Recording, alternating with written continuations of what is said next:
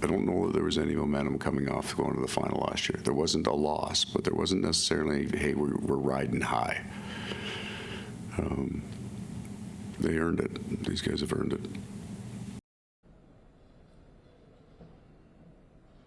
Welcome into Hunt for the Cup. This is Game 6 of the Eastern Conference Finals between the Rangers and the Florida Panthers. The Cats, of course, Goldie, with a 3-2 lead in this series. A chance to go back to the Stanley Cup Final for the second consecutive year. We just heard from head coach Paul Maurice. Not really a big believer in momentum. I'm not sure if I believe him. But the Cats, how do you think they're feeling today? Morning skate, how do they look?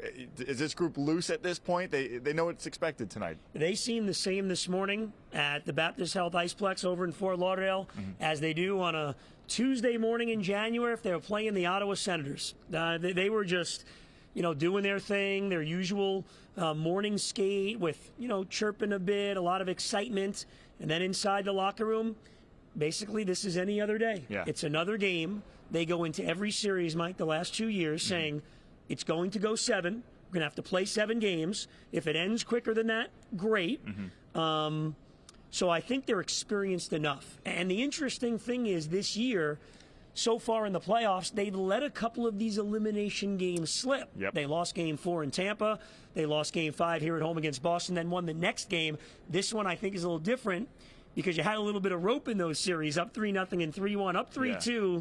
There's not a lot of leeway. Sure, and there's reasons for the Panthers to feel that sense of desperation that maybe these teams that were trailing, as you mentioned, the Lightning and the Bruins, because a win today sends them to the Cup. So they have plenty of motivation. It's not just, we move on to the next round, or we've got a 6th or 7th game in this series, as you mentioned. So they do have plenty of motivation coming in. But what does it say for the Panthers as an organization that they're back here, that there was no hangover after losing in the Cup Finals a year ago? Well, it is amazing. And when you think about the first month or two of the season, Brandon Montour, Aaron Ekblad, and Sam Bennett were all out of the lineup, and they still started the season wonderfully. It says a lot. Bill Zito, the general manager, and the hockey staff did a great job. They dissected the Vegas series. I think they dissected their team, took an honest look at it, and said, here's where we need to be better. They got bigger, they got stronger, and they got deeper. They had to revamp basically the defense. Half the D is new. But no team in 15 years, since 2009, has lost the Stanley Cup final and then the following year gone back. It is not easy to do. They're not there yet, but they're 60 minutes away now. Yeah, they are. As you mentioned, they kind of retooled. Things got bigger. There is a lot of experience on this roster, but for one guy, Stevie Lorentz, who's been reinserted into the lineup here towards the end of this series against the Rangers. This is going to be his first experience in such a game. Let's listen to Lorentz about what he's expecting from the Cats faithful tonight here at Amerant Bank. Yeah, it's going to be pretty cool. Like you guys have said, the team went through it last year, and to be able to go through it for the first time this year would be pretty special. And we've had some great turnouts throughout this playoffs so far. And obviously these guys bring a boatload of fans too that makes it interesting. And when they score goals, you can definitely hear them cheering and screaming as well. But just the energy in the building overall, whether it's for us or against us, we thrive off that. So we're excited to see next game. Yeah, the excitement really trickles down from the top of this organization to the ice of the players, to even the media covering it, because you're seeing a larger media presence out here today. That parking lot is full. There's not just the sports guys here. The news crews are out here as well. Everyone getting ready for a potential clincher. Hopefully the Cats can get it done tonight, obviously. But that starts with one man and the guy in net, Sergei Bobrovsky. As this series has gone on, Goldie, has maybe the tide shifted from Igor Shesterkin has been the guy in net in this series to now Bob's the tougher out at this point? Well, first off, the amazing thing is over the last couple of years, Sergei Bobrovsky on the road is nearly unbeatable in the postseason in the Eastern Conference. Starting when he got back in there in the first round against Boston, he has won 2 out of 3 at Madison Square Garden. Now, Shesterkin is under a lot more pressure. Yeah. The Panthers are basically crushing the Rangers. If you look at the body of the series, last game was a little more even in shots on goal, shot attempts. But Sergei Bobrovsky, when they were down 2-1, Game 4 here, the Rangers already had a 1-0 lead. He made a huge save on Zibanejad to keep that a 1-goal game. I thought he was terrific in Game 5 at Madison Square Garden. He's only allowed 1 even-strength goal now in the last 2 games. Shesterkin has been amazing. I believe he's the only reason we're still here talking about this series, and the games have been as close.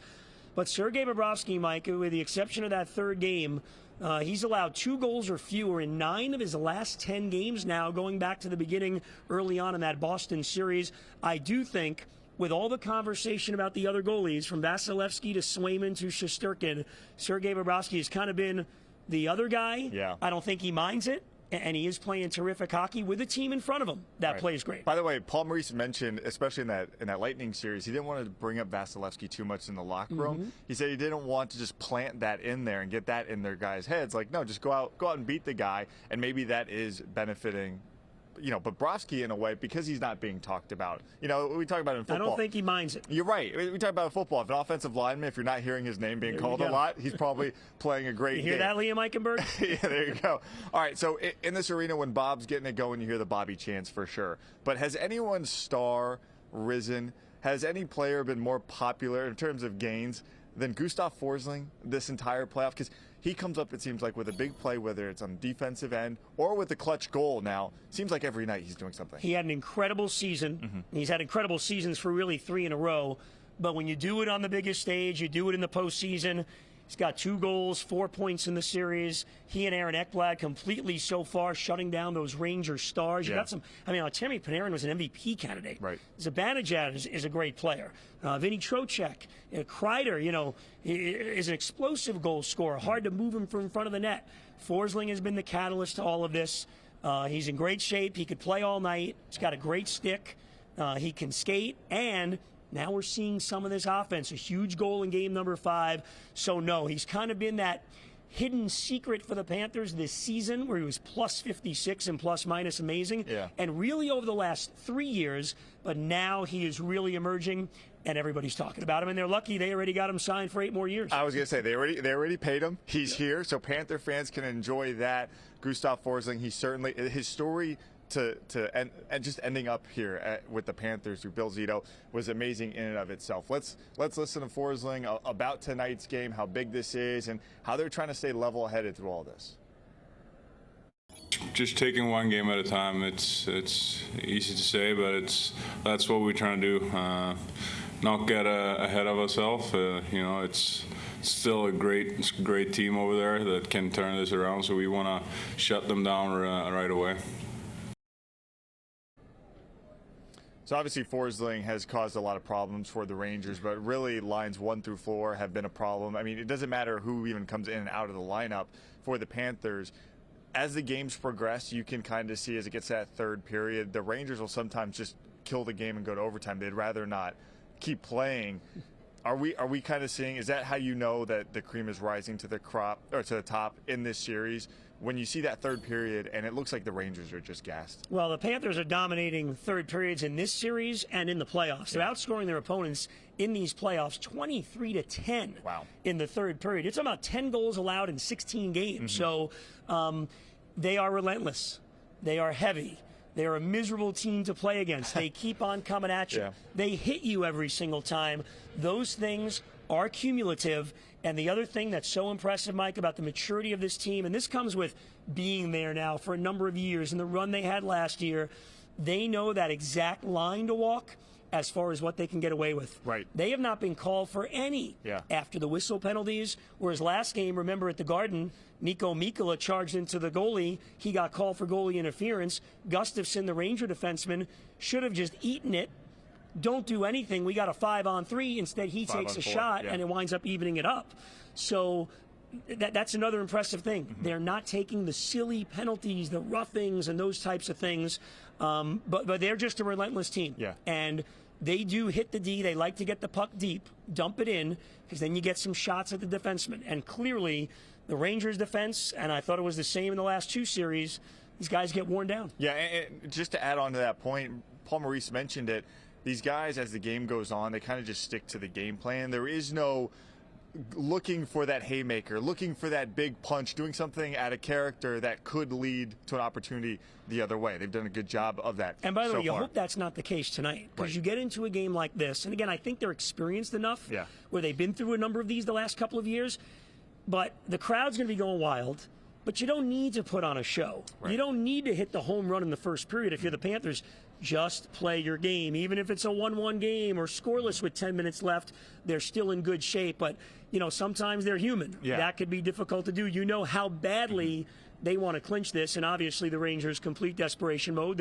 They're going golfing on Monday morning in New York if they don't win. Tee times are being made right now. Speaking of experience in these moments, for a young guy, Anton Lundell has certainly grown up in front of our eyes these last couple years. How happy were you to see him get that goal last game? Just because it seemed like he had been on the doorstep so many times, not just in this series, but against the Bruins as well. But when it finally does crack open for him, it's got to be a good feeling for everyone in the building. Well, it's interesting. When he does score in the playoffs, they're usually big goals, Yeah. and they're on the road. He had the big one in the Game 6 against Boston when the Panthers needed one. It was great. It was the de facto game winner. It's not the official game winner because then a couple more goals were scored. Yeah. But, Lundell is a guy that Bill Zito drafted. He's had his ups and downs like anybody else. Young player, first year in the playoffs 3 years ago, he was actually a healthy scratch. Paul Maurice comes in. They also have Tuomo Ruutu, people may not realize, a Panther assistant coach who's Finnish, and he actually coached them years ago over in Finland. Oh, wow. So there's some hard love from this coaching staff with Anton Lundell. But I'll tell you this, talking to Lundell this morning, he was loose. He's having a good time. He realizes the stakes. It was great to see him get that goal. And don't underestimate the move Maurice made, putting Vladimir Tarasenko on that line with Lundell and Luostarinen. There's a lot of talk on the bench. Tarasenko's been through these wars all the time. I think Tarasenko, and we'll see again tonight if that line comes up big, has had a very positive effect on both Lundell and Luostarinen. Nice little mix of youth and experience there. Paul Maurice, throughout this whole process, has been kind of humble. He even kind of, downplays how important he is. Yeah, he's like, I'm not even coaching. Right. He's like, what am I doing out here? Interesting comments. I want to get your take on it, but let's hear from head coach Paul Maurice on that right now. I think my enjoyment of the game, and this is new for me, comes from my understanding that I'm not that important here. And I mean that. I'm not. There's a great line, don't be so humble, you're not that good. It's the players. And when they're going, they don't need me, right? And if they're not, they kind of need you a little bit, but these guys have figured that out anyway. So I have been able to take it in a little bit more because I haven't taken a stride this series, and I won't block a shot. I don't have to take a hit, so there's not much for me to do.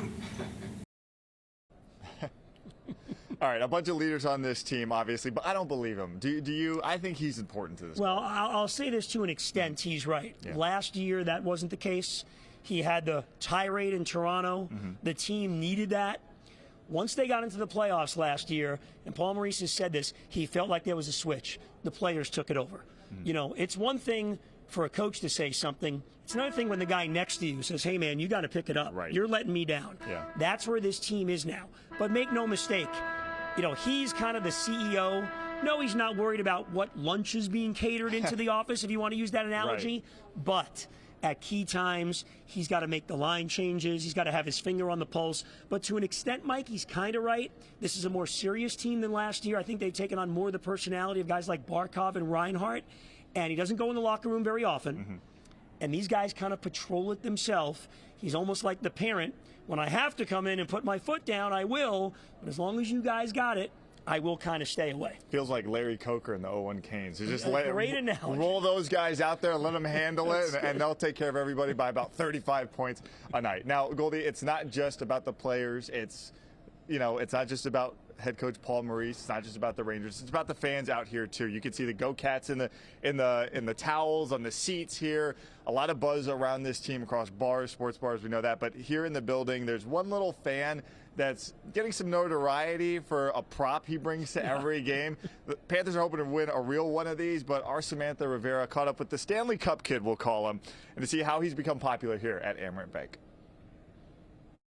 Chances are you've seen this face at a Panthers game throughout the season, but during the playoffs, Alex James has become a fixture with his styrofoam Stanley Cup trophy at Amerant Bank Arena. Me and my dad built it, we painted it, and we glued it with super glue. The 8-year-old makes a new trophy with his dad every year. He goes through the war a little bit, but we try to fix it every game. Having played the game since he was 3 years old, and with former Panthers Serge Payet as his coach, it's easy to see why James has become such a big fan. Have you met any of the Panthers players? Yes. You did? Who did you meet? I met Ryan Lomberg and Stanley and Barkov. Sometimes it's overwhelming. People giving gifts or tell them like, oh, you're the reason why the team won. I'm like, no. Using the attention he's gained with his superfan role, James hopes to soon use Flex for Charity as another way to help raise money for the Serge Payet Foundation and Guillain-Barré syndrome research. His little fame can become something positive for the community. Flores says she couldn't be prouder of her son. People have been so nice and kind to him, and just his little energy and everything he has, people are really attracted to him. Oh, he really is such a special kid. That mohawk, by the way, he is only allowed to wear those for games. He has tried to wear it for school, but his mom says she's not having it. For now, in the studio, Samantha Rivera, CBS News, Miami. Thanks, Samantha. We're going to have to get that kid a real Stanley Cup at some point. Goldie, you're here for every game. When you look at the fans in this building, you have the Stanley Cup kid, you have the muscle kid who flexes, the Ric Flair, you have the guy who dresses up as a superhero. Do you have a favorite fan that comes to these games? I like the kids. Yeah. And when I'm up there doing the games, I don't see hardly anything that's going on the scoreboard or the stands because you're actually working. Right. I know, hard for some people to believe. But when the kids come on, it gets so loud and there's such a burst of energy. Mm-hmm. I can't help but look up. So I noticed those two kids, and including that one with the cup. And you're right, the fans love it. And hopefully they have the real one in about 3 weeks or so. And you know what? And if they win tonight, there will be a trophy on the ice. There will be. Will they touch it this year? Barkov grabbed it last year. He just ran away with it. I think so. I don't think it matters. Are you superstitious? No, I'm not. I am not a superstition person at all with that stuff. Yeah. Enjoy it.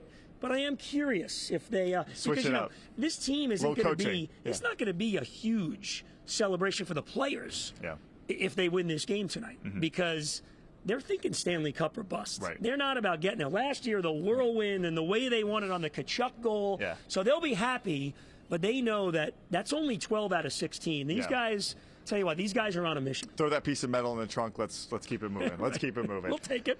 All right, this has been a lot of fun. Another edition of Hunt for the Cup. Hopefully, this is the last one for this series, and we can get picking up in the Stanley Cup final. We'll have another one either way. Yeah. We still got some work to do. From Amerant Bank Arena, I'm Mike Cugno, alongside the unofficial mayor of Amerant Bank Arena, Steve Goldstein. For Samantha Rivera as well, thank you guys so much for watching. We'll see if the Cats can pull it off here in Game 6 and clinch another berth in the Stanley Cup final.